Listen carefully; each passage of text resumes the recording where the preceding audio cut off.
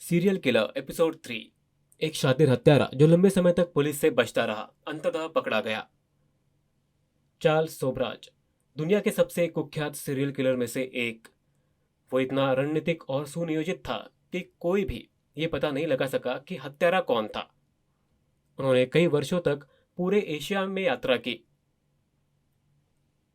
विदेशी पर्यटक को टारगेट किया, उनके पासपोर्ट चुराए और फर्जी पहचान का इस्तेमाल किया। उच्च सुरक्षा वाली जेलों से भाग निकला और पुलिस से हमेशा एक कदम आगे रहा। वो दुनिया भर में बिकिनी किलर के नाम से मशहूर हो गया।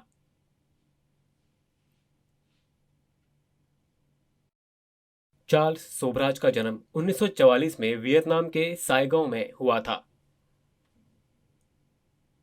चार्ल्स सोब्राज राष्ट्रीयता से भारतीय नहीं थे।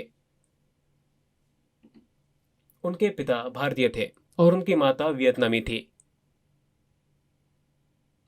अलग होने के बाद उनकी मां ने एक फ्रांसीसी सेना अधिकारी से शादी कर ली और चार्ल्स को अपने साथ ले गई। इसी वजह से चार्ल्स का बचपन अलग अलग देशों और संस्कृतियों के बीच घूमते फिरते बीता। छोटी उम्र से ही चार्ल्स जो कुछ भी सीखता था उसका इस्तेमाल बुरे कामों के लिए करता था। वो एक बुद्धिमान लड़का था जिसने अपने ज्ञान का उपयोग अच्छे के बजाय बुरे कामों में लगा दिया। वो आकर्षक और चालाक था। 1960 के दशक तक उसने यूरोप और एशिया भर में अपराध करना शुरू कर दिया था, जैसे कि पासपोर्ट की चोरी, फर्जी पहचान, चोरी और अन्य अपराध। चार्ल्स सोब्राज के बारे में एक अजीब बात उनका व्यक्तित्व था। वो साफ सुथरा कपड़े पहनता था, आत्मविश्वास से बोलता था और आसानी से लोगों को मूर्ख बना लेता था।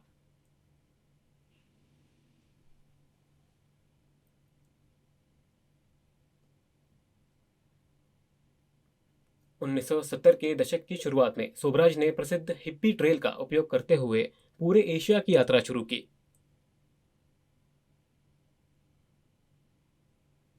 जहां कई युवा पश्चिमी बैकपैकर इन देशों से होकर यात्रा करते थे। थाईलैंड, नेपाल, भारत और अफगानिस्तान। इसी समय सोबराज वास्तव में खतरनाक बन गया। वो मुख्य रूप से अकेले यात्रा करने वाले पर्यटकों को निशाना बनाता था। लोग बिना किसी शक के आसानी से उस पर भरोसा कर लेते थे। उसकी जबान सांप की तरह तेज थी। सोबराज दुनिया के सबसे खतरनाक और कुख्यात हत्यारों में से एक था। वो बीमार, थके हुए, खोए हुए या पैसों की तंगी से जूझ रहे लोगों के पास जाता था।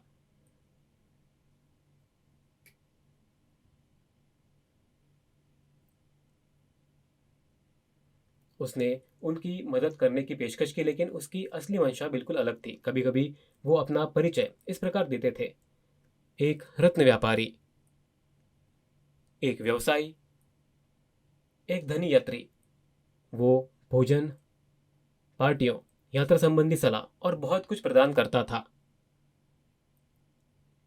उन्हें रहने की जगह देने से लोगों को लगा कि वो दयालु और भरोसेमंद व्यक्ति है, लेकिन वो बेहद चालाक था। एक बार जब लोग उस पर भरोसा करने लगते थे तो वो उनके खाने या पीने की चीज़ों में नशीली दवा मिला देता था। जब वे बेहोश हो जाते थे उसने उनके पैसे, गहने, पासपोर्ट और ट्रैवलर्स चेक चुरा लिए। इसके बाद उसने फर्जी पहचान का इस्तेमाल किया और जब भी वो नई जगहों की यात्रा करता था तो उन्हें बार बार बदलता रहता था। समय बीतने के साथ साथ ये क्रूर हत्याओं में बदल गया। पुलिस का कहना है कि कुछ पीड़ितों को जलाया गया, चाकू मारा गया, गला घोट दिया गया, डुबोया गया और अन्य क्रूर तरीकों से उनकी हत्या कर दी गई।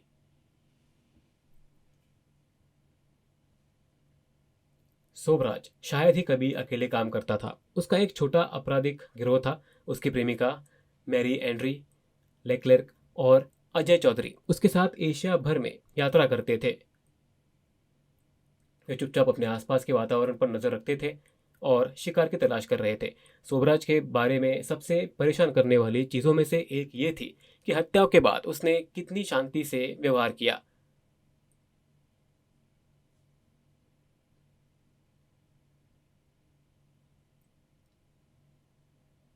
कभी कभी वो पीड़ितों के कपड़े पहन लेता था।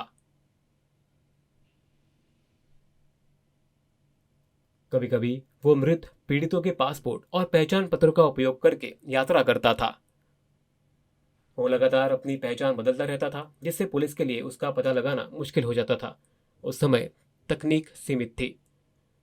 वो द बिकिनी किलर के नाम से मशहूर हो गया जब कई युवा महिला पर्यटकों के शव मिले। 1970-79 के दौरान थाईलैंड के समुद्र तटों पर तेरेसा नॉल्टन एक युवा अमेरिकी पर्यटक थी, जिनकी 1975 में थाईलैंड की खाड़ी में एक शव तैरता हुआ मिला था। पहले तो पुलिस ने इसे एक दुर्घटना समझा, बाद में जांचकर्ताओं ने इसका संबंध सोबराज से जोड़ा। पुलिस ने इसे सोबराज से कैसे जोड़ा? इसके कुछ ही समय बाद डच पर्यटक हेंक बिटांजा और कॉर्नेलिया हेमकर थाईलैंड में उनसे मिलने के बाद गायब हो गए। बाद में उनके जले हुए शव बरामद किए गए। इन सब के बाद सोबराज और भी ज्यादा अहंकारी और निर्भीक हो गया। सब लोग उसे बड़ा आदमी समझते थे, लेकिन असलियत में वो एक सीरियल किलर था। कई लोगों का मानना है कि उसे लोगों को नियंत्रित करने में आनंद आता था।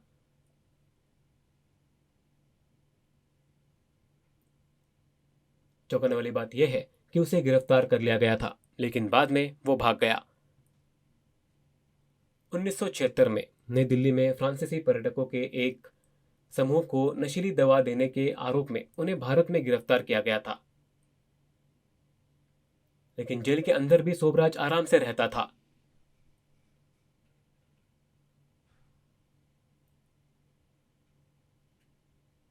उसने गार्ड्स को रिश्वत दी और जेल के अंदर इंटरव्यू दिए। 1986 में दिल्ली की तिहाड़ जेल में रहते हुए सोबराज ने अपने जन्मदिन के लिए एक पार्टी का आयोजन किया था। उत्सव के दौरान उसने गार्ड्स और कैदियों को दी जाने वाली मिठाइयों में नींद की गोलियां मिला दी।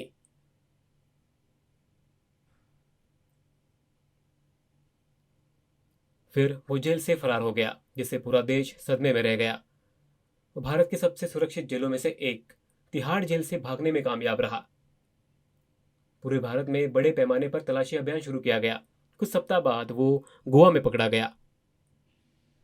सोबराज के गोवा जाने का एक मकसद था, लेकिन गोवा ही क्यों? क्योंकि उसे थाईलैंड प्रत्यर्पण का डर था, जहां उसे मौत की सजा का सामना करना पड़ सकता है। उसे लगता था कि भारत में कानून उतने सख्त नहीं है, इसलिए वे वहीं रुक गए। मुंबई पुलिस के जाने माने अधिकारी मधुकर जेंडे ने उन्हें 2 बार पकड़ा। उनकी पहली मुलाकात 1971 में मुंबई के गांवदेवी पुलिस स्टेशन में हुई थी, जब सोबराज को केवल डकैती और धोखाधड़ी के लिए जाना जाता था।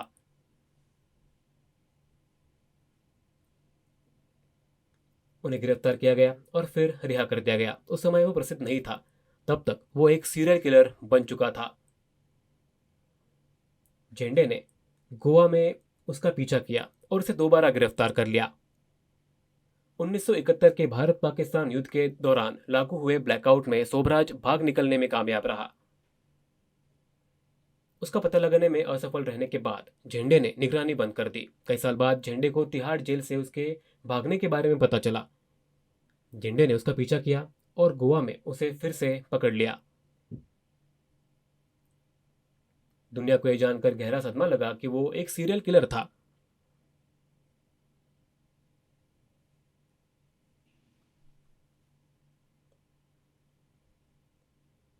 इस मामले को सुलझाने में एक और महत्वपूर्ण भूमिका निभाने वाले डच राजनयिक हरमन निपेनबर्ग थे, जो बैंकॉक में काम कर रहे थे। और जब डच पर्यटक गायब होने लगे तो उसे संदेह होने लगा।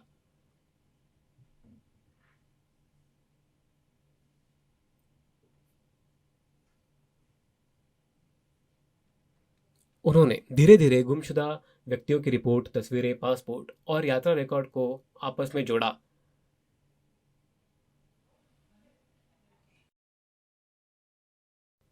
और अंततः उनका संदेह सोबराज की ओर गया। चार्ल्स ने भारतीय जेलों में 20 साल से अधिक समय बिताया। 1997 में उन्हें रिहा कर दिया गया और फ्रांस भेज दिया गया। हैरानी की बात यह है कि वो मीडिया में एक मशहूर हस्ती बन गए। उसने इंटरव्यू दिए, डॉक्यूमेंट्रीज में दिखाई दिए और बिना किसी झिझक के अपने अपराधों पर चर्चा की।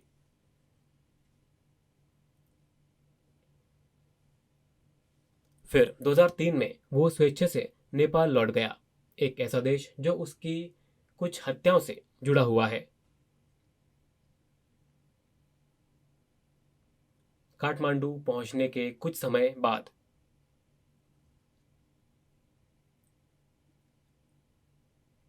एक पत्रकार ने उसे पहचान लिया और नेपाली पुलिस ने उसे गिरफ्तार कर लिया।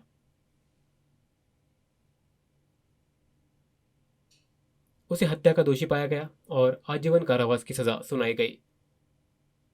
जेल में भी सोबराज ने इंटरव्यू देना जारी रखा। उन्होंने जेल के बाहर नेपाल में एक युवती से संवाद स्थापित किया जो उससे प्यार करने लगी और बाद में उससे शादी कर ली। साहसिक कदम है ना? 2021 में नेटफ्लिक्स और बीबीसी द्वारा द सर्पेंट रिलीज करने के बाद इस मामले में वैश्विक रुचि फिर से बढ़ गई।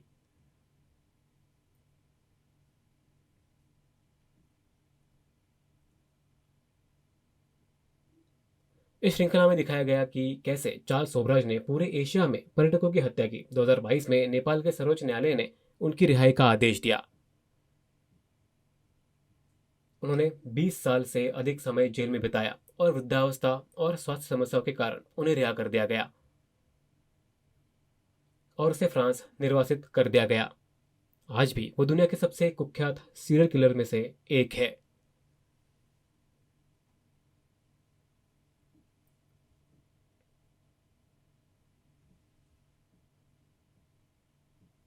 उसने लोगों के दिमाग से खिलवाड़ किया और मुख्य रूप से अकेले यात्रा करने वालों को निशाना बनाया,